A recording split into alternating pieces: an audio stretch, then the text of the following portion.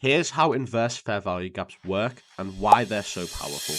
If you've ever seen price form a fair value gap in a move up or a move down, only to quickly reverse through it and then continue in the opposite direction, that's because there's a stronger liquidity pool somewhere else. Normally, price will create an imbalance, then return to that imbalance and fill it, only to continue in the original direction.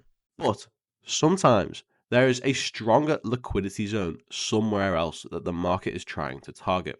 So when it quickly inverses a fair value gap, you can expect price to continue down to the next form of liquidity. And in this case, it is the low that was formed over here.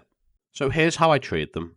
You want to wait for price to sweep liquidity first on either side and create an imbalance whilst doing so. Here you can see we created a fair value gap right here as we were taking this liquidity over here. Then we flip and inverse this fair value gap, turning it bullish, and we literally just take a buy from there. You want to look for price to create an IFVG in 6 candles or less. So that means once it's formed a fair value gap, it has 6 candles or less to invert that until it becomes invalid.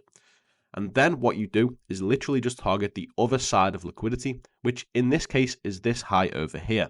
So what you would do is you see price taking this liquidity, forming an imbalance, then disrespecting it in like a couple candles. You get in here in your buy position and you target the other side of the liquidity range. In this case, it's the buy side. I've built a PDF guide explaining how to trade IFVGs and normal fair value gaps. If you want that guide, comment FVG right now and I will send you the guide for free right now. Make sure you follow me so I can actually send you the DM.